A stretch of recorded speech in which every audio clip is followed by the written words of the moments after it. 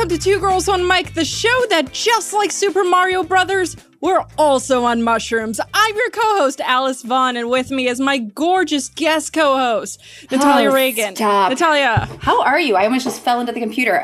Funny enough, Alice, while cleaning my kitchen this morning, I did find a bag of magic mushrooms. That's amazing. Okay. Yes. So I'm not on them right now, but at any point of the podcast, I will take them. You guys can vote on it. There's 3 of us total. I can even, maybe 2 of my hands count for a vote. But anyways, I just want to point that out. This is, yeah.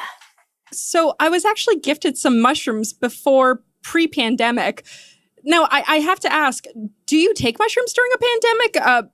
Mike, Natalia, by the way, guys, we have an awesome guest. We have an MFF here going on today. We have Mike Drucker, the co-head writer for Full Frontal with Samantha Bee and comedian. How are you doing today, Mike? I'm good. Do you take magic mushrooms during a pandemic? If I had magic mushrooms, I'd definitely take them during a pandemic. I like magic mushrooms. I'll see you in 45 minutes. Yeah, come on over or put them in an envelope. No one's checking the post office anymore. They don't have any money. Was anyone ever checking what's in those envelopes? No. That's like a myth you get afraid of when you're in high school. Right? Exactly. How do you think all those people get their drugs at Burning Man? They mail themselves the shit. I believe the U.S. Postal Office is the biggest drug mule for the United States. Exactly. No longer do you have to stuff it into your ass. Your postman will put it in his. Right. They have awesome legs, too, and they usually wear those knee-high socks. I always found that those are a great way to stash any sort of paraphernalia. That's why girls wear those high boots in the club. Those high boots in the club are not just for show. It's not just for, turning on the dudes and the gals. It's for stashing your shit, Yep. Money, lipstick, weed, PCP, mushrooms, acid, cocaine. I'm just going to name drugs. You just name them all. Yeah, See, I just assumed that most people kept stuff in their bras, but that seems so much more convenient. My boobs aren't big enough, Alice. No, you go up a cup size. That's why you have the extra room. See, I'm learning something every day. Look, all I'm saying is there's a reason bras aren't supposed to fit. I'm picking up what you're laying down. Mike, I know you've never worn a bra. Never, not once. I'm assuming you haven't. I'm so sorry. The night is young, Mike. I'll be right there. I'm not against it. I'm not against bras. I have no pushback against bra culture. I just have never worn one. But do you have a push-up with bra culture? I wish. I wish I had something that made my body look better, but I don't know if a bra is it. Your body looks fantastic. Get out of here. Keep going. Keep it coming. The night is young. The night is young. Those high boots and push-up bras, I mean. Well, my best girlfriend she is gorgeous. She's stunning, and she has size G breasts. I am barely a B. And so for us, like, the joke is, like, her boobs are like she can have, basically a phone. You could put a phone book, the white pages, the yellow pages, you name it. It can all fit in her brassiere. It's pretty impressive. You could have a full 6-foot long bong kind of condensed down into her bra. It's fantastic. So you could use that as a COVID mask for your entire face, actually, not just the lower half. This is very true. Oh, wow. Yeah, I'm going to maybe hit her up on about that. I'm running low on masks. If you're turning bras into masks, let us know. Email us, info@twogirlsonemic. That's very smart. I never thought about it. The cups, like my cup size, like a good solid B would be a perfect, like, N95, just thwap. Yeah. Just take some rubber cement. So I'd also be getting high while wearing the mask. Of course, guys can join in too, so you could use your cups. Oh my God. Well, a man was actually making, he was using jock straps. There was a great tutorial on Twitter. The internet does provide. So if you want to know how you can turn your old jock straps, he was a very lovely gay man that was even I saw this. That was even like saying, hey, straight guys, use the old jock straps you have from high school. It's really easy. And he did a great example of how he turned it into this beautiful sort of hot pink mask. That's wild. That smelled of balls. Mike, have you kept your jockstrap from high school? I'm afraid I have never owned a jockstrap. I know what I'm getting you for Christmas. Thank you. No, I wear boxers, and I was never an athlete in high school, so I was never like jockstrap adjacent. But you were, part of the reason why you're here is you were a gamer, right? Oh yeah, most certainly. Yeah. Although such like the word gamer is so there's so many gross people. I like video games. I'm not like someone who has like a terrible looking racing chair and says the N-word on streams a lot. I'm glad. That's the guarantee I give. This pleases us. Yeah, good. Is that just setting the bar really low? Yeah, no, it is a low bar. I don't know if you've seen anything relating to my favorite form of art, but it is a low bar. Is it Twitch, the platform, right? Twitch is like the big one, yeah. Yeah, I mean, I grew up playing video games. I would never have called myself a gamer. I mean, Super Mario Brothers actually was the very first game that I actually beat as a child. But I remember just Atari and Nintendo being huge parts of our lives. Mm-hmm. It felt like playing sports sometimes. It could, yeah. But without the, the breaking a sweat or, well, right. I don't know. Sometimes you would break a sweat if you were coming up towards the end and didn't know if you were going to beat the dragon, save the princess, whatever. And there's like exercise games now, like on Switch. There's Ring Fit, which I've been using. I've been actually like using video games to exercise during the quarantine. Have you? Which ones? Yeah. You're one step above everybody else in this quarantine. I am using Ring Fit, which is on Switch. I also have a VR headset, and there's a couple music games like Beat Saber, which involves a lot of movement. There's also an app called Box VR, which is basically like different little like boxing exercise routines you can set up for yourself. Oh, cool. Yeah. You remember this? You have to remember this because if you were a dorky video game player like myself, what was the one that we had in Nintendo NES where you had that pad on the ground? Track and field. Thank you. Yes. We had that. I remember that was because I was a chubby, my mom and dad were just like, they don't stop playing video games. Yeah. They won't go outside. No. Make them do something. Or like the Dance Revolution. I remember when I worked on the Drew Carey show for years, and Drew actually got one of those Dance Revolutions and put it backstage for a while. And like we would have dance offs. He was very obsessed with like Medal of Honor and that particular dance game. It was strange, but very cool. It was a cool game. Element. I was so envious growing up of anyone who had Dance Revolution. But then again, I was terrible when it came to playing video games. Like, I remember specifically my first video game ever being Super Mario Brothers for N64. And I'll never forget. Well, I was also a child. Yeah. So that was my gaming system. It wasn't, NES or anything of the sort. But I remember being such a wimp. And to give you guys an idea of how big of a wimp I was, on all the scary levels that involved like Bowser or a big challenger, I would have my dad play. Oh, that's nice. Like you were connected. You had a connection. That's nice. That's better than my dad would fight us because my dad was obsessed with Zelda. So he would fight us to get to Zelda. Like we would like leave the dinner table and it was like, a running match and like a lot of running between legs and pushing and screaming. But yeah, because he was all about competing with us and beating us. It was less about doing it together, more like, I shall smite you, small child. I brought you into this world, I can take you out. You guys can figure out where we're going with this, which is we reviewed Super Mario porn. And before we get right into the dirty, because there's a lot of it, so, I mean, everybody knows of Super Mario Brothers. I mean, he's in the Guinness Book World Records of the most successful gaming franchise of all time. Global sales of over 250 million units. I mean, Mario's appeared in over 200 video games. Can you guys believe that?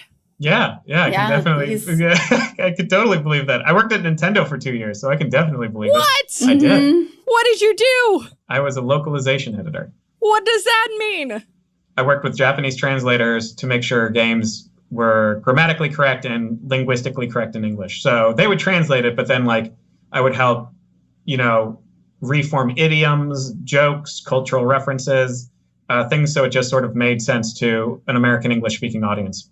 And the same office had Latin American Spanish and French Canadian, and then we'd give it to Europe, and then Europe would do European French, European Spanish, German, and all that. Did you ever feel like it was a game of telephone that like, you'd get the Japanese would get to the, the Americans would give it to French, and did you feel like it always maintained the right level of understanding, or did it get kind of warped there into some funny concept? I think that was the way in the 80s and 90s, but I did it about 10 years ago, so everyone was always on email. So you would get, and a lot of the people at Nintendo in the Japan division, they spoke English as a second language. Mm-hmm. It's just, if you speak high school or college English, you might not know idioms, or you might not have the same cultural references. So you would get emails that were like, hey, what do you mean by this? Do you mean this? And you're like, you would explain back. But we would do the same thing with them. We would be like, hey, we just want to clarify this point. Do you mean this or do you mean that? Mm-hmm. And Europe would do that with us. So I think it was like a game of telephone a long time ago. But now, at least at Nintendo, I haven't localized it anywhere else. There's like a huge line of communication. That's great. Although I feel like the jokes, because I don't know, it's always funny when they get translated to something so just absolutely different. But it's nice that they think about that. You know, it was interesting because when I was doing research for this episode, I wanted to see and check, has there been anything sexually correlated with Super Mario at any point in time? Aside from the obvious Rule 34, right. I was wondering if anyone would ever slip stuff like that into the game. And then I realized, as I kept doing my research, there was actually, speaking of, idioms being translated and jokes being written into the game, I found actually that in the SNES game Super Mario RPG Legend of Seven Stars, you know where I'm going with this. Yeah. Where am I going with this, Mike? In the princess's room, you find something that says found princesses. I think it says ? And then one of the Toad people, might be the Chancellor, someone rushes up to you and takes it from you, but you don't know what it is, but you do find it in her bedroom. And he scolds you for finding it. Mm. And Peach's grandmother will sometimes, I believe, I don't know in which version, but rush in and offer a bribe to mind Mario his own business. Yeah, that's right. That's what I was thinking. It's been a while since I played it, so you're right. Yeah. Wow. So what we're saying is Peach owns a vibrator. Yeah. She's allowed to. She's been kidnapped enough times. She's allowed to have a whole collection. Yeah. She's earned it. At this point, we need to introduce her to Bad Dragon because she's probably just seen those tales so many times. Actually, Mike, I have a question for you about the princess. Do you know why? I do not know why. It's not a trick question. I just don't know why she went from Princess Toadstool to Princess Peach. If there was a real reason, or if it was just, I feel like Princess Toadstool might be a little too on the nose. My understanding of it, and this is a rough understanding because it's been a while since I heard this story, but my understanding was it was always Peach in Japan, and it was Toadstool in the West, I think because they knew it was the Mushroom Kingdom, and at the time they were translating, they thought it was a better way to connect the princess with the Mushroom Kingdom. And again, I may be very wrong, so I apologize to people who are very mad at me after saying I just worked at Nintendo. I do know in Mario 64, when they had the princess read the letter that opens the game, they had her say Princess Toadstool Peach, because I think that they wanted to start giving her the same name throughout.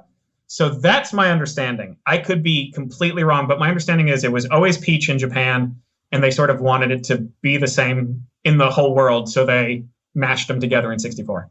Okay, thank you. I know, it was just one of those things where I was like, what happened? No, I like the Toadstool Princess. Well, I have actually another question, since you did work at Nintendo, and if you don't know the answer to this, it's okay. If you're an audience member who happens to know the answer, info@twogirlsOneMic.com. But from what I was aware of, I was looking around and I found that in the original, I believe, Super Mario Brothers instruction manual, there's a really weird narrative that I wasn't aware of, where apparently that Bowser and the Koopas are black magic wielding wizards. And they've turned the citizens of Mushroom Kingdom into bushes, blocks, and mushrooms. Yeah.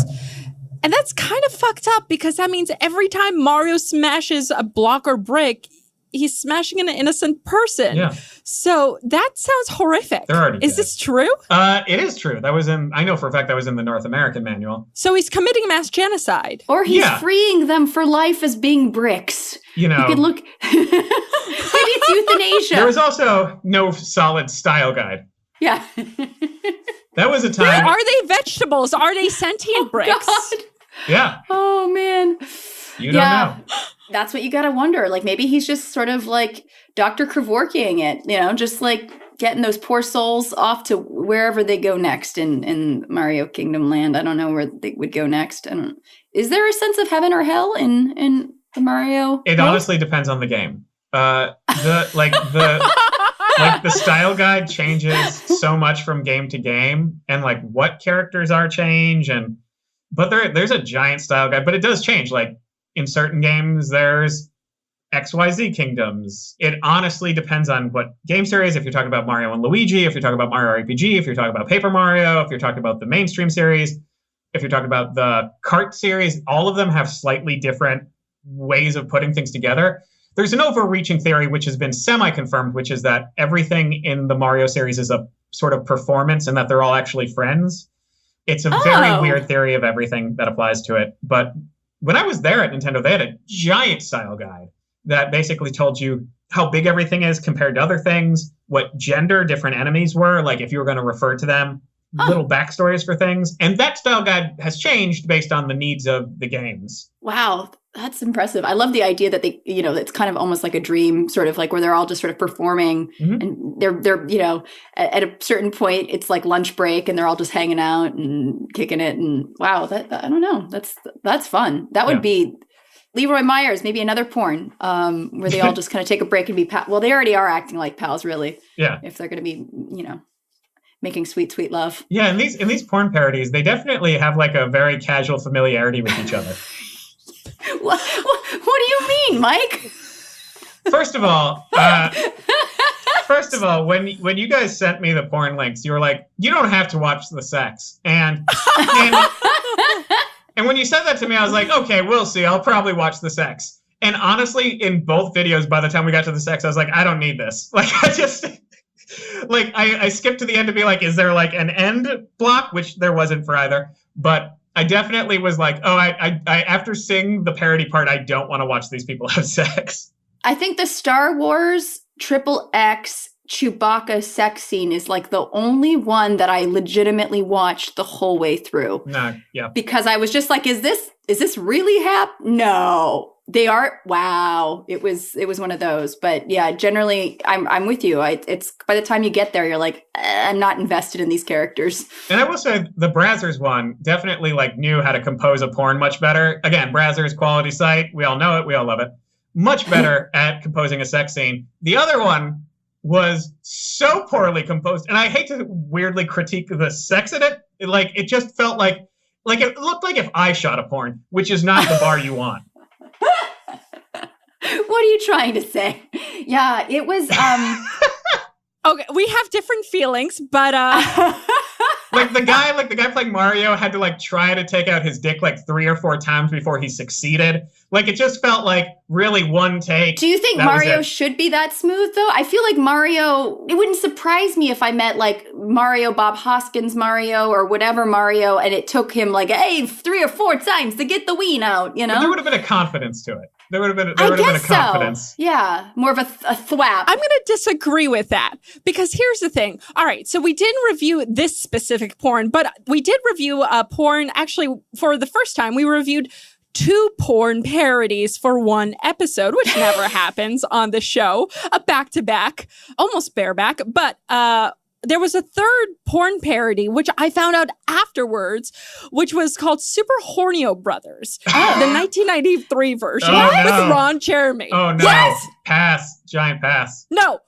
Wait, I need to watch it. Mike, if you want to come back, it's up to you. Sure. I would love for you if you would like to. Yeah. But here's the thing. Ron Jeremy in 1993 played Mario. And I don't know about you, but I have actually, if there's anyone who's ever going to play Mario... Yeah, Ron Jeremy. That makes sense. That does track. I actually made a list of people I'd like to see play Mario and Luigi, if you'd like to hear. Yes. Yeah, please. Al Pacino and Robert De Niro. Okay. Do you mean in a porn or do you mean in real life? You use your imagination, Mike. I trust you. Patton Oswalt and Doug Stanhope. Okay. Danny DeVito and Ted Danson. It's like a Cheers reunion, but that's definitely with porn. Their penises. Kevin Hart and Kevin Nealon. It's the Kevin version. And then Jonah Hill, and I couldn't think of somebody else. Who's a good tall Jonah Hill type? I mean, it could be Michael Cera. I mean, that would actually be the super bad version. But I've probably told this story before when I became friends with Ron Jeremy many years ago. No. Have I told this story? Alice, stop me if I have. I think you have. The one where you came into his trailer and your friend shut the door behind you in his trailer saying, oh, she had a sex dream about you. He just said dream, but yes, it was implied that it was a sex dream. And that's how I met Ron Jeremy. But yes, so I still have him on speed dial if you would like to get him on. I mean, he does not need to be on the show. But yes, it was a very awkward. He stole one of my fries, so sure. Rude. Right. You guys have lived more in one day than I have my whole life. Do you want to hang out with Ron? No. Here's the thing is, I feel like Ron Jeremy is the type of celebrity where you're like, oh, cool, it's Ron Jeremy. And then after 10 minutes, you're like, all right, well, I gotta go. Well, that's the thing. I was 23 years old, and we became friends because I was taking anthropology classes. At the time I was doing production full time. I was doing like anthropology classes at night. And one of the classes I was taking was a speech class, and I was going to do a speech on whether or not humans were meant to be monogamous based on sexual dimorphism, meaning the size differences between males and females within our own species. Because usually in non-human primates, that's usually what dictates, if the males are a lot bigger than the females, like gorillas, they live in different they have not necessarily monogamous. And he, of course, globbed onto that because I told him about it. And he was just like, you know what my theory is. And of course, it's, have sex with anybody and everybody who will allow him to. And we actually hung out a couple times. But again, it was one of those things where he would not, it was hard for him to understand that I was not going to be somebody who had sex with him. Oh, geez. And I was just like, can I just be that one person who doesn't? Like, can there just be one? I got to imagine there's quite a few people who are that one. Yeah, but it was unfortunate because I was like, can't you just have friends? Just friends. No. Okay, got it. Yeah. I mean, but it makes for an interesting story 20 years later or so, I mean, around what year do you think this was? 2002, 2003, yeah. 10 years earlier, he was playing Squeegee Hordio and his brother, Orneo Horneo, were transported inside a computer game where they were working as programmers, where instead of Princess Peach, we had Princess Perlina and King Pooper. And here's the kicker. King Pooper wanted to travel to Earth with a tub full of semen energized by a special generator. So think of this. Wait, back up. Can you say that again? I'm sorry. Wait, yeah, please. So what I'm trying to say is you encountered Ron Jeremy, unfortunately, around the time where he still had the rights to a film where people were traveling out of a video game using a tub full of semen energized by a special generator. That was the peak. That was the peak. I missed it. I could have made love. You could have. Actually, you know what? He's the Hedgehog. Why doesn't he play Sonic the Hedgehog in the Sonic the Hedgehog porn? I don't think any of us. Oh, there is Sonic the Hedgehog porn. I say that wanting to. I know. I'm sure. It exists. I can only imagine. Do you mean like drawings? Because of course that exists. Or do you mean like live action man in blue? Live action. Oh, Sonic the Hedgehog. You're welcome. Oh yeah, that tracks though. That's okay. I like it when they're punny with the names. That makes me happy. Oh, yeah. Quick question with the Brazzers porn. Help me out, guys. Sure. I got it that Mario was Tony. That was his, his off name. What was K? K was Kieran. He's the British guy that does too many bits in the porn. Okay, he always does too many bits. Yeah. Okay. So let's talk about the Brazzers porn first. Sure. Because we reviewed 2 porns, and I thought, considering, so we often do a Wood Rocket porn because they do specialize on the parodies, but I wanted to see what else was out there. And I mean, there's so much. I mean, again, Rule 34, Super Mario Brothers, you're going to get a lot. But I thought, let's just go with something everyone knows, Brazzers. And we had Brooklyn Chase, Karen Lee, and Tony Ribas. And I thought to myself, okay, this is recent enough in the last 5-6 years. I mean, you've got Luigi and Mario, the original Smash Brothers, who were going to smash, right? Yeah. First off, we open on, I have to say, props to Brazzers on the set. Mm-hmm. Because they had 2 massive pipes. Yeah, they really put in thousands of dollars. Yeah, the fire and or $1,000. $1,000, roughly $1,000. Yeah, you had 2 massive. What do you call those pipes that they jump in and out of? Warp pipes. Yeah. Okay, they had 2 massive warp pipes, and I have to say, props to them for using it to not only have Mario and Luigi pop out of them, but they tactfully used it in a sex scene later on. Yeah. Mm-hmm. You never see that kind of artistry anymore. No, they really cared about the medium. Yeah, there was attention to detail. The devil is in the details, and I appreciate that with Brazzers. They bring it. Although it was a warp pipe, so Mike, I have to ask. I mean, how realistic is it for someone to get a blowjob while leaning into a warp pipe? Because it seems like half your body would be sucked through. I don't know the speed of which or the intensity of which it'll grab you. That was never in the style guide, so that's hard for me to say exactly. Okay. I would say that, warp pipes are famous for having something called piranha plants, which are those plants that pop up and bite. So it would be ill-advised to, try to fuck using a warp pipe because you never know what could happen safety-wise. But I don't think it's outside the realm of possibility. Maybe that's part of their kink, though. Maybe they, it's a sort of masochistic. I want to lose my lower extremities while getting a blowjob sort of thing. I'm not going to judge someone's kink, and I'm going to be open to it. I will say this about the Browsers one.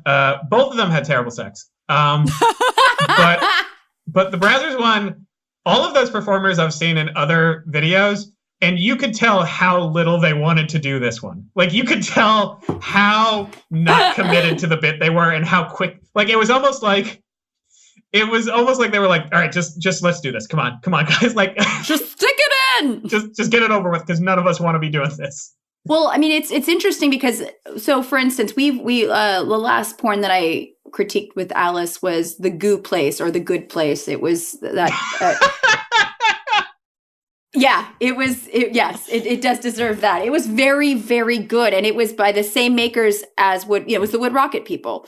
Yeah, and we went to the Bad Place because we watched it. Exactly, we're going to the Bad Place, but we're currently in it. But it had such backstory, right. And I feel like both of these just kind of just rushed it. I feel like you could go through all the levels with all the fucking. You could be so just go through all. I mean, there's so many things you could fuck in this. Maybe I'm just, I don't know, too into the imagination, but I feel like Mario porn's a lot like the Cats movie, whereas if you animated it'd be great, but you tried to do it live action and you ruined it. Speaking of Cats porn, I'd be curious because I know for a very short time on Twitter it was training release the cat butthole. Anus cut, butthole cut. Butthole cut. So supposedly there are cats' buttholes out there on, in someone's production room, on the editing floor. What furry is going to bid money on that? Because I'd like to know who wants to see Taylor Swift's cat butthole. I would pay for that. Yeah, absolutely. Rebel Wilson. I don't know how much I would pay for that. I mean, at least $35.50. Maybe $72. I don't know, roughly around there. I bet if you Google it, someone's already photoshopped the butthole on her. I think there are versions of what people would like to think is the butthole version. They do their own. People have a lot of time on their hands and a lot of very strong interests. Forensic experts have built a clay model of what they think the cat butthole would look like. Unfortunately, some of the porns are too low budget, so they just use cutscenes of actual cat buttholes. That's great. I would love that if it was just... Yep. Just the director and, I could just see them going to a shelter and just, come here, Scrappy, get over here. Show me your butthole. Come on. Show me your butthole. Just like that. Oh, yeah. Oh, good. Do it for some catnip. More butthole. So speaking of buttholes. Yes, go on. Here we go. Going back to the porn. So in the browsers, I mean, it's a pretty simple setup. I mean, what happens, Mike? If you've never seen the porn, the 1 minute recap. If you've never seen the porn. There literally was one. It really was 1 minute. If you've never seen the porn, and who among us haven't, Princess Peach, Toadstool, is chained with her hands behind her up to a ceiling by Bowser, King Koopa, depending on your era of playing the games. And it looks like he's up to no good. And then Mario and Luigi appear, and basically they beat the shit out of Bowser. Princess Peach, Toadstool, what have you, says like, hey, it was consensual, so first of all, you guys made assumptions that are kink shaming. She doesn't say that. That's implied. But it was consensual. And they're like, oh, whatever, do you still... And then she goes like, you guys messed up my sex, so you have to fuck me now. Which seems like a weird turn. But anyway, so she's basically like, you ruined the sex I planned with this gentleman that you just beat up. It was consensual, so it was cool. Do you want to have sex with me? And they're like, yeah, of course. And so then they have sex with her. Okay, let's talk about the Bowser costume for a second. Oh, yeah. Of course. Because the Bowser costume... It was essentially they went to Party City and they got a dinosaur costume and they said, fuck, we can't find a Bowser head. Did we just not have the budget? Wait, we're going to go into the costume room. We have a skull head. A skull head, yeah. It was like a Skeletor and Bowser, boned down and had this child. Right. I felt, Really spent all the money on the set. Like they all really of their did. trip to Michael's went to the set. They blew their wad on the set, Yeah. I mean, and I know they did. I was definitely disappointed in the costume. I was, though, impressed by the costumes of Tony and Kieran, especially the lack of underwear, which was very obvious as they emerged from their warp pipes. I noticed these things. It's those small details of the bouncing of the wang to and fro as it flies in the breeze. Yeah. And also the dedication to the Mario action and running that Tony... Yeah, he did. He did. He made a little effort to it. Even when he kicked Bowser / Skeletor. He was definitely in character, and I like that, you know? I mean, it was, for a minute and a half or whatever it moved quickly, which I can't say the same about the other one. It moves quickly is also the compliment you give to any work of art that a friend asks you for notes on that you have no compliments for. You're like, oh, it really moved quickly. It really moved quickly. You really got through it fast. Oh, anything specific? I'd rather not. I don't know. I think the best acting that there was in that entire first porn parody that we watched was Bowser, because he just laid, after Mario beat the shit out of him, he just laid on the background. He just laid dead the entire time while they were having sex. Look, there were cutscenes in this specific porn we watched, and if you are a Patreon, we will message you this specific porn. Yes. However, you know those cutscenes weren't just like 30 seconds long. They probably did like 2 hours of filming. The poor guy just laid there for like a solid, like an hour or two. You know, he took like a Klonopin and took a nap. Right. Got to have continuity. You know? Everyone knows it. Yeah, absolutely. Again, do they have script supers on porns? I feel like they should. Maybe they do. I don't know. I'm sure higher end ones do. Yeah, I bet they do. Script supers? Script supervisor. They're the ones that basically make sure that everything, there's continuity. So like say, for instance, if someone picks up a pen with their left hand, they continue to do so, or they stand a certain way. Yeah. You know when like you're watching porn and they cut to a different angle and suddenly the lamp's moved and you're like, I can't do this. Like, you know, she's jerking him with his like left hand, but like, you know, like, yeah, exactly. There's something in her eye and it's just, you know, you notice that she, you gotta. Is he your stepfather or stepbrother? We don't know. Keep switching. Gotta commit. Is this like Clueless, where, you know, you guys used to be step siblings and not anymore? Why don't people talk about that more? That was so weird. Sorry. You're allowed to. Paul Rudd was her stepbrother. I mean, yes, he's hot. I very much approve of the relationship, but still, it was weird. Paul Rudd, if you're listening to this, email us, info@twogirlsonemic.com, or your assistant. Email us. What am I? You know what? Fantastic. Isn't he like 462 years old, but just looks like he's 25 always? He's just as old as Keanu Reeves. Oh, God, stop it. Connecting to everything, a very young Paul Rudd is in one of the first Super Nintendo commercials. What? That's right. Yeah. And he looks genuinely the same. Right? He looks vampire. The same. He looks Paul the same. Rudd is a vampire. Yep. That I want to have sex with, but he's still a vampire. Yeah. Speaking of sex and Nintendo, I forgot to mention this fun little tidbit. So you know how I mentioned Super Hornio Brothers? Yes. Nintendo owns the rights to it. That's right. They do. It is the only porn parody that a non-porn company seems to own the rights to. Did they buy it after it came out, I guess? I'm assuming that they wanted to... They bought it, so it wasn't distributed. But yet it is on Pornhub. You are welcome. I'm going to fund that. And there's not just one version. It's Super Hornio Brothers 1 and 2. So it was successful enough for a sequel. Right. 2 is actually Doki Doki Panic in Japan. That was for one listener. Anyway, let's go on. Let's move on. I'm so sorry. I'm so sorry that I did that. Don't be sorry. I'm so sorry. I'm sorry, you guys. All right. So we're going to get into an argument about this next one because it was by Wood Rocket. And I have to say that you guys may not have enjoyed it, but I loved it. So let's talk about Bowsette porn because this is a very specific niche. Yeah. Sure. So first off, Mike, Natalia, do you guys know the origin of Bowsette porn? Oh, yes, I do. Yes. Ooh. Do you want me to jump into it or do you want to go with it? So in, I believe it's New Super Mario Brothers U, might be another game. There's like a crown that you can put on someone and it turns them into a version of the princess.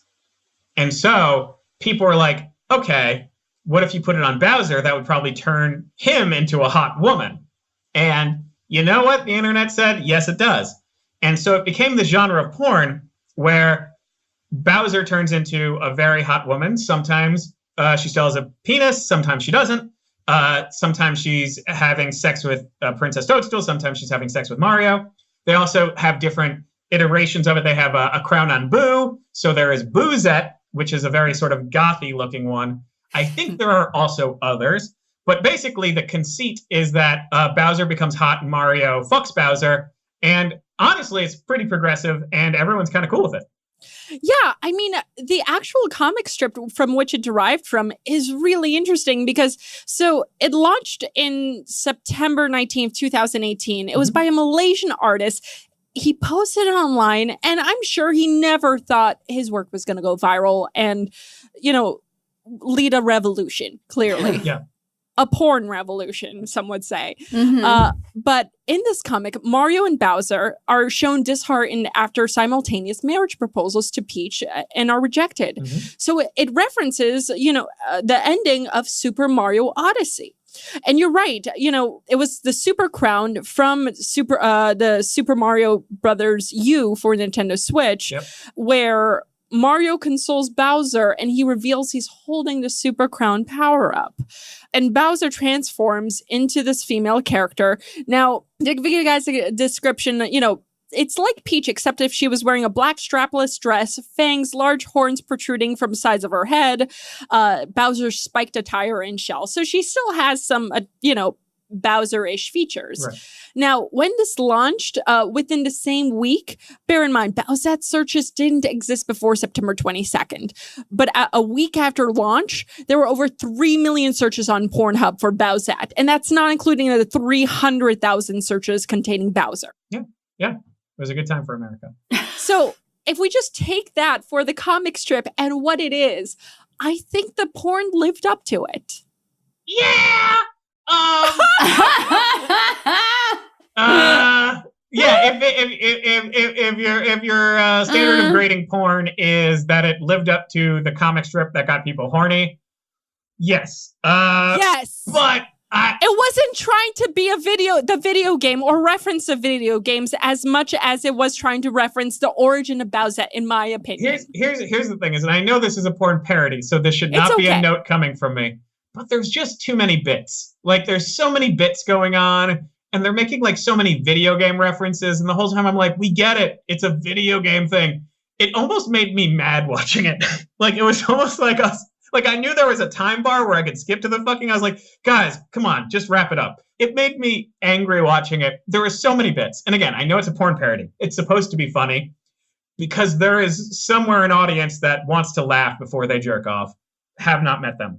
Raise his hand. For me, I don't need to jump right to the sex, but I want a believable scenario that leads to the sex. I don't want it to be like, we're all like the Pirates of the Caribbean, right? Like, I don't need that. But there were so many bits that even the kayfabe of the situation was not believable. All right, so let's kind of start from the beginning of this. So this was, again, produced by Wood Rocket. You had Tommy Pistol, April O'Neil. We had Seth's Beard, Vuko. We've seen them all, assuming you, for some reason, watch along to these porn parodies with us. This is honestly like one of the first porn parodies I've seen on purpose. Welcome to our world. I just need a scenario. This housewife, she's cheating. Pizza. Yeah, there we go. Yeah, not necessarily pizza, but if it's pizza but gussied up with a little bit of acting, again. You mean some mushrooms on the pizza? Yeah. Just like Mario likes. Yeah. But no, I was not familiar with these actors beforehand. That actually would have been funny if they had like somebody delivering a mushroom pizza in the Super Mario Bros. Like that. I almost feel like that would have been better than like doing all the bits. Like, that, right? Like if the princess is delivering, or Mario or Luigi, whatever is doing. I mean, I was hoping for a Mario Luigi gangbang. I mean, I don't know. Maybe don't set your standards so high. I'm sorry. Would you rather see a Mario and Luigi gangbang or a Property Brothers gangbang?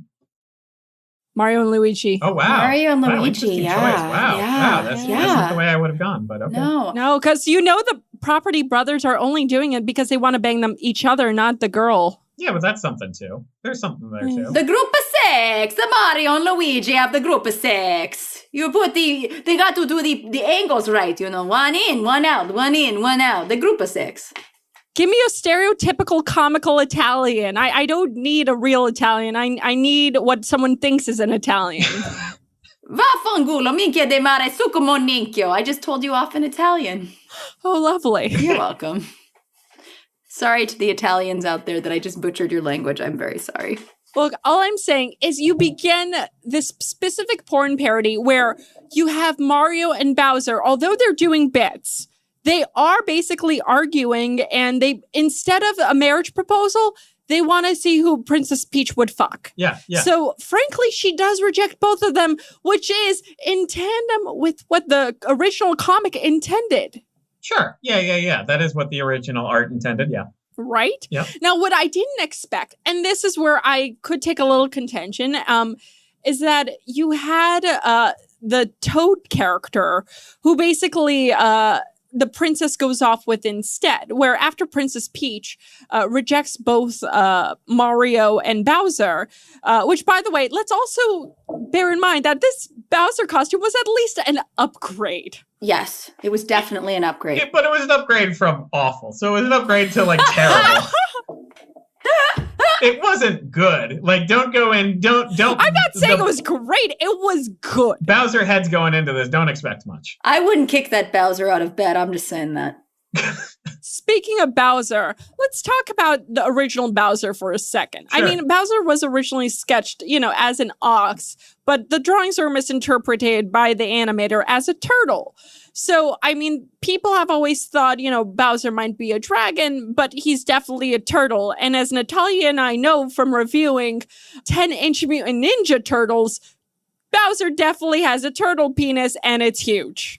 Yes, he's according to Turtle Canon. Yeah. I will say the Terrapins. Mm-hmm. According to Nintendo, he's a Koopa, which is its own thing. Just like how Donkey Kong's not a gorilla, he is a Kong. Mm-hmm. So we don't really know. We don't know. Then the situation of Bowser's schlong. Okay, well, we don't. Back to the drawing board. I'll try to ask. Yes, please. I mean, as somebody who, I know a lot about animal penises. Yeah. The baculum is very popular. Like, for instance, if he was an ox, he would have a baculum, which is a penis bone. Oh. If he was I can't remember if turtles have baculums. Oh my God. Hold on, Alice. My turtle penis knowledge is waning right now. Give me one second. It's okay. I'm right now Googling Koopa penises. Turtle dicks. If anybody wants to check out my search history, terrifying sex organs of male turtles. Okay. It's the ventral surface of the cloaca, which the cloaca is an organ in a lot of birds. Like, for instance, I have chickens in my backyard. The cloaca is where they lay eggs, have cloaca kissing, which is like sex, and also shit. I call it the hat trick of holes. But the turtles here, hold on. Turtle penises, male organ. We want to be accurate, Mike. I'm very big. Oh yeah, they have a hook at the end of their penis. That's not terrifying or anything. Good. No, that's if you want to just kill the show. You're like, get the hook. Yeah, that's how I like to end all my sex acts, is by getting the hook. Just a big wooden hook. Just a big giant turtle penis hook. Well, actually, you just hide it in your vagina. Yeah. Oh, I have one in right now. Right now. Animal genitalia. It's a great protective measure. Women, if you don't have contraception, just stick a hook in it. Just stick a hook. Sweet purple Jesus. It does two things. So number one, you definitely won't have them coming inside you. Number two, if it happens, it's like built-in self-abortion, right? Right. Yeah. Just exactly. That's how it works. It's like a coat hanger inside. Right? Oh, dear God. I'm going to hell. Speaking of coat hangers, actually. Oh, God. Go on. Go on, Alice. All right. No, work with me on this. Yes. I'm here to help.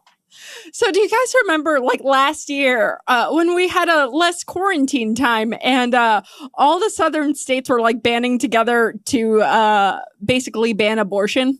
Yes. Oh, my God. That was just a year ago. Yes. Go on. Sorry. I was thinking about doing a fundraiser at the time, but I never followed through with it. And Google reminded me because it said, hey, do you want to renew these domains? Which were coat hangers for kids. And I think I should. I feel like coat hangers for no kids might be a little bit better. You can have, like, your own Cars for Kids song. Coat hangers for kids. I would have a little brother, but I have a coat hanger. Oh no. Look, all I'm saying is, guys, write in, should I renew coathangersforkids.com as well as coathangersforkids.org to set up the nonprofit foundation to send out coat hangers instead of abortions? Because I can't afford giving everyone an abortion. I think the answer is yes. Yes, it right. The answer is yes. But I could also sell it to the highest bidder. You could also sell it to the highest bidder. You could make $35. $72.50 in this economy. Yours. Yes. I think I still own Aslandia.com. I don't know why I bought it, but I thought it was fun. So going back to the porn. Yeah. So Toad. Toads are genderless, aren't they? No, they're not. There's male and female Toad characters, although, like, again, it depends on the game you're looking at and the time of the era of the game being made, but there's men and women. We don't know how their sex organs function or whether or not they're mammals or toads. I think they're just called toads, so they might be mushroom people which have spores. So we don't know. Because I read an interview where the Nintendo producer, Kochi, he mentioned that toads are a genderless race, but they take on gendered characteristics. Oh, that might be it. Yeah, and he clarified that actually, and here's my favorite part about this. He said that Toad and Toadette aren't romantically involved, but they're just the closest of friends and adventure pals, which is pretty damn beautiful. That's because so I would sweet. love to have an adventure pal. She shot him the fuck down, man. She went for it. She was like, dude, come on. You're like a third tier person in this castle. He didn't get friend zoned it. He got toad zoned it. Oh, man. Yeah. He was bummed, but he understood. He was cool about it, though. He was cool about it. It wasn't weird. No. He pulled up a stool and he was fine. Yeah. I feel like, no, I think it's interesting, though, just the idea that when Mario does, get the whole getting a toadstool, or he gets bigger. That's the whole sort of like Alice in Wonderland sort of, the Super Mario, the whole magic mushroom link into magic mushrooms thing. Because when I was a kid, I didn't realize how much this was about psychedelics until I was older. And you being inside the Nintendo world, was that ever brought up? The fact that this had... Yeah, it was known. That's definitely like a thing that, like the Alice in Wonderland connection, it was known. And also something to keep in mind sort of like culturally is it was a Japanese creator looking at something Western and using that trope. So it wasn't necessarily like a one-to-one thing. Okay. But it's definitely like known, but I don't think it was necessarily, and I don't know this for sure, so I could be very wrong. I think it was honestly more the Alice in Wonderland thing than it was sort of the 1960s, 70s revival of that trope in the hallucinogenic way. But I could be wrong.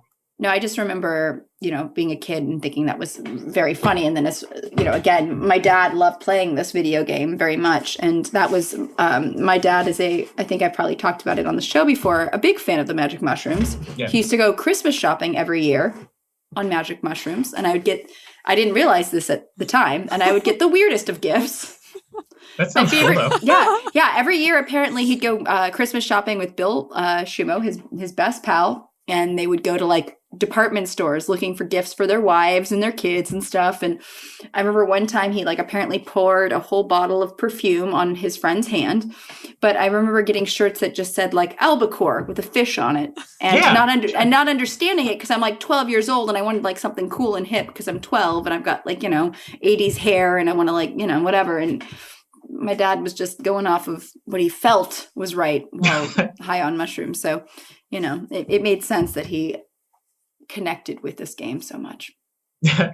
I mean, I would say not many kids had a T-shirt with a tuna on it that said albacore. It was special, Alice. It was a very special T-shirt. I wish I still had it. Oh, man. I don't know. So I have a friend who gave me some magic mushrooms, like I mentioned early on in the show, pre-pandemic. But a couple people have told me that if you are someone who quickly gets into, how can I put it, a worrying state, to not take it. And I don't know. I feel like being in quarantine is just a bad idea because I'm always in a worrying state. But I don't know. That's also post-pandemic. I'm also going to be in a worrying state. So should I ever take mushrooms? But if there's like a situation where you do feel comfortable, like if like laying down on your bed and listening to music, you sort of feel more relaxed, that's not too bad. Mm-hmm. Or if like you can safely like sort of like, if the shower is a place that you feel really comfortable, that's always kind of a nice place as long as you feel safe, like you won't fall or anything like that. It can definitely feel bad if you already feel bad, so I wouldn't like take it to relieve anxiety. But if there's a situation at home you're comfortable in, it can be really good. Like, I've done it with friends where you just like queue up a ton of music videos that you like that are not stressful and just sort of like sink into the couch and watch that. Okay. Yeah. I will bear that in mind. The last time I did mushrooms, it was right before Christmas, and I'm a big fan of Emmett Otter's Jug Band Christmas special by the Muppets, and my girlfriend and I watched that while on mushrooms. Unfortunately, they weren't the best mushrooms, so I got a bad tummy ache. They can give you a tummy ache sometimes. Yeah, they do that. They do that to me all the time.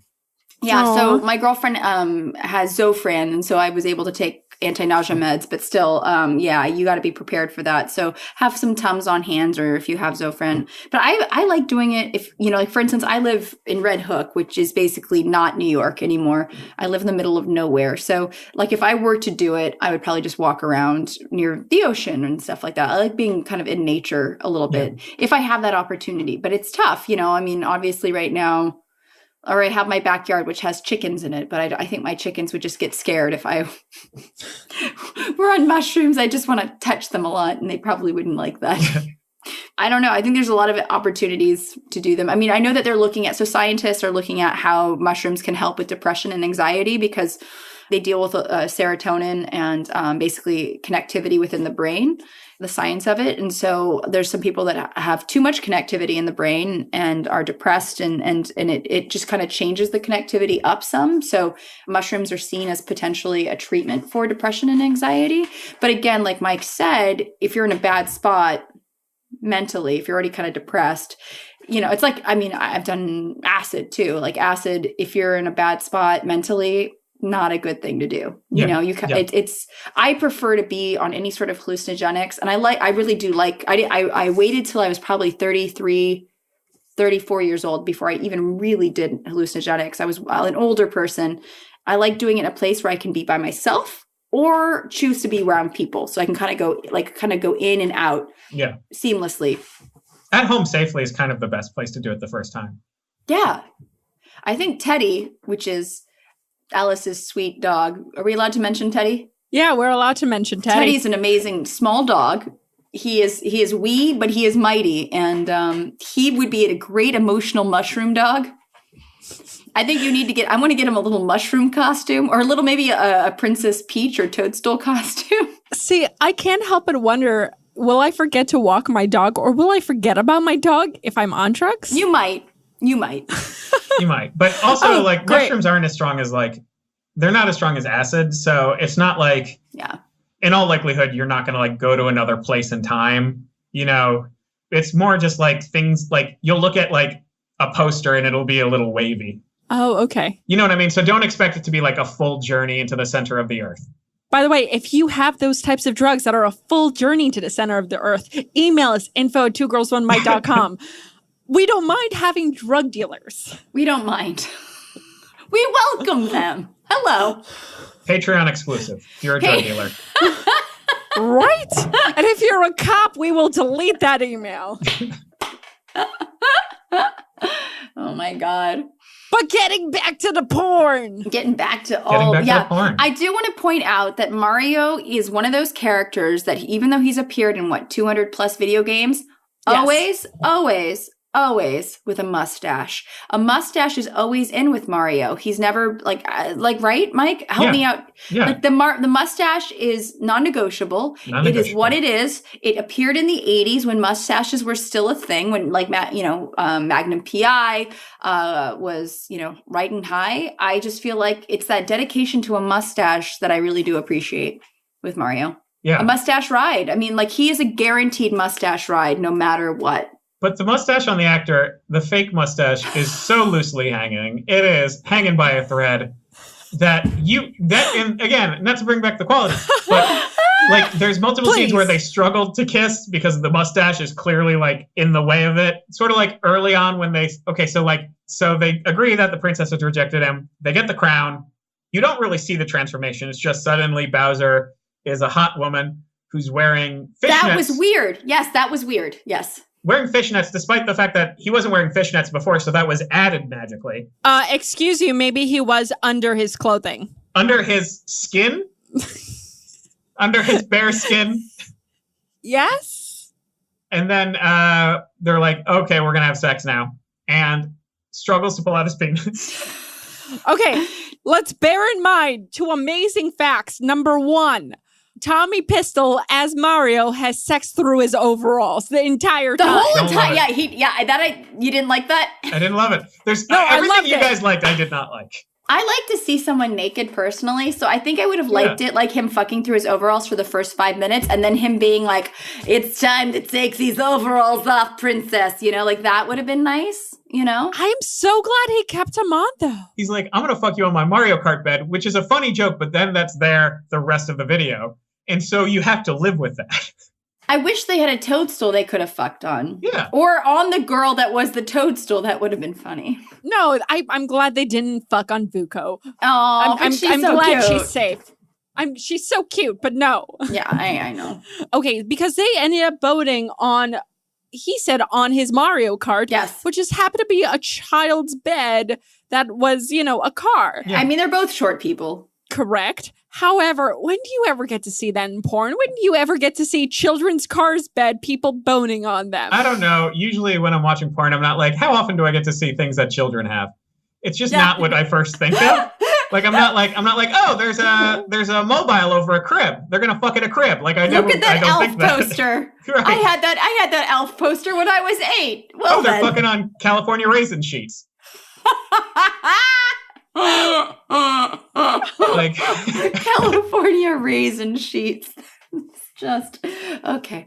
No, you're right. I was impressed that they had sex in that very small twin bed. But yes, I would have appreciated more surfaces. I would have appreciated a B story.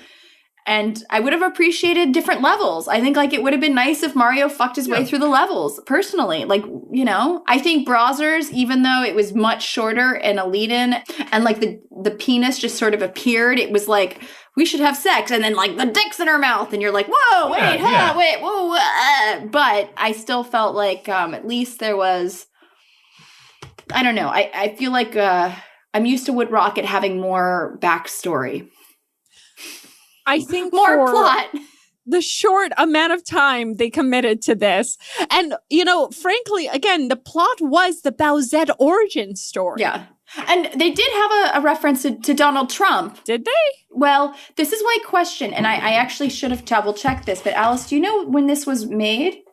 In 2018, when Bowsette porn was hot. 2018, because when what's her name, the Toadstool, when Stormy Daniels. Well, that's the thing. I think Stormy Daniels would have been great for this. But anyway, when Vuko is like, goes. I was thinking mushroom. Yeah. When she goes off to fuck the princess, they say, "Oh, that just looks like an old greedy micro penis." That has to be a Trump reference, correct? Maybe. Yeah, I thought the same thing. I thought that might have been that. Yeah. But I think it might have been before Stormy Daniels came out to say that his mushroom looked like a toadstool. Although they might have had insider information, maybe. Is Wood Rocket the next Simpsons where they predict stuff and it comes to life? Oh my God. It's very possible. I have to say, though, one of my personal favorite things, though, out of this porn that I kind of want to apply to real life, one time in my life at least, is that when Bowser offers Mario a drink prior to turning into Bowsette, it's Fireball, and he fills it out of a water cooler. I want a water cooler filled with Fireball. Yeah, you can get that. You can do that now. Alice, I know what to get. I know I'm going to get you a jockstrap, right, for Christmas. And I know for Alice, you're going to get a cooler full of Fireball because you are one classy lady. That's what you are, Alice. You're my classy little lady. Thank you. That's what you are. It was impressive. I like that they made the Fireball reference. You know what I didn't like about the Wood Rocket version, and I love Tommy Pistol. I think he's fantastic. I just didn't. I wanted to pick up the cadence, go faster, and I felt like they were kind of dragging it out a little bit. That was my thing. Sex? Not the sex. The sex. Well, yeah, maybe the sex wasn't too. Great either. Yeah. Yeah, the sex was kind of like. Yeah, and I love April O'Neil. Like I didn't watch the sex, so I can't comment. It was. You're not missing much. It was okay. It was not, yeah. I've seen them have better. Let's just put it that way. Like, for instance, to the Future, I feel like those sex scenes were better. Yeah, April O'Neil killed it in to the Future. She really did a great job. And yeah. Mike? Cock Brown. We are serious with this. Really no, I good. believe you. It's actually, Mike, I feel like you'd appreciate to the Future. That was when I was on as a guest, and it was a lot of fun. But no, this one I feel like they were drawing out even the talking, like the back and forth was really slow. And in comedy, it's all about pacing. And it was so freaking slow. I'm like, come on, And so many bits. Just so many too many bits, yeah. Too many bits. Like, you guys say too many. I think it's, the more bits, the better. Well, the 8-bit Geraldo Rivera, awesome. And then the second one was something about, and then it was a Tombstone game character on NES. So all I could think about was he was Cock Holiday or something. I don't know. But that was the joke about, him being some sort of weird character on. But are they aware they're in a video game? I don't know. I love the bit, though, that Bowser wasn't aware that kidnapping princesses was a terrible thing. I didn't hate that bit. That bit wasn't bad. That was funny. All of the Mario jokes, I was like, come on, buddy. Come on. We don't need this. Or do we? Woodrocket, if you're hiring... if it's a WGA job, I will take it. Have the co-head writer a full frontal, right? Full frontal. I can't pronounce shit today, but Full Frontal with Samantha Bee can also help co-write for Woodrocket. Yes. You can hit the WGA minimum. What is the WGA minimum? I'm not familiar with this specific accounting term. I would classify this under narrative. I don't know what it is for narrative. A lot, probably. It's a lot. And I want residuals. There are no residuals in porn from what I'm aware of. There should be. There should be, but there aren't. The residuals are called STDs. Yeah. Oh, come on. Just kidding. No, I've always wanted, I actually have been writing quarantine erotica lately just because, And I actually had mentioned, because of what's going on with COVID, I think that there's a real missed opportunity. And I hope I actually tweeted that Tommy Pistol and Leroy Myers of the Woodrocket fame should do Zoom porn, like a Zoom meeting porn, where it's two actors clearly not in the same room, but they're having sex. You can see the penis going out of frame and into a vagina, but they're not in the same place. I think there's a lot of fun you could have with a Zoom meeting gone very fun. And like group sex, I mean, it could be really just people touch. I just think it could be fun. See, there have been a number of porn stars who are doing Zoom meeting porns. Thank you, G. But are they not in the same room? I guess so, right? No, they're not. Awesome. No, that would be... I know Angela White participated in one. I think Brooklyn Chase was also in it. Awesome. And a few others. But they were all in their separate bedrooms, doing their thing on a Zoom meeting call. That's what I feel like doing a porn parody would be really funny that way. I think that would be, I don't know. A porn parody of COVID-19 Zoom call. Hi, Angela from the office. How are you doing? I am fine. You look awfully nice today. Your breasts look very pert in that shirt. I don't know, But yes, if they're doing that, then never mind. I will zip my mouth because clearly they're doing the thing that I thought of. But yeah, I write quarantine porn. The things that, lots of sourdough starters, lots of unwashed body parts, things of that sort. A lot of pungent body parts, things of, Mm-hmm. Look, people are constantly looking for new content, Natalia. I think there's a market for this. Thank you. So we're wrapping up. Mike, where can our listeners find you? You can find me on Twitter at Mike Drucker. You can also find me on Instagram at Mike Drucker is dead. Once you're done with watching porn, Full Frontal with Samantha Bee, Wednesdays, 10:30 p.m. on TBS, the Superstation. Woo! They don't call it that anymore, but I will forever. Did they ever really call it that?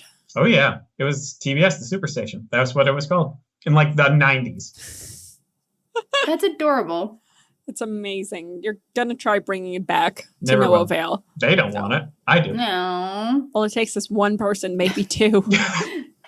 Natalia, where can our listeners find you? Oh, weeping hysterically in a lump in my apartment. No, I can be found on Twitter at Natalia13Reagan. Same with Instagram. And then also at Behold Natalia on Instagram. I do silly David Attenborough impression videos of all things flora and fauna. So yeah, come find me. And then also at NataliaReagan.com.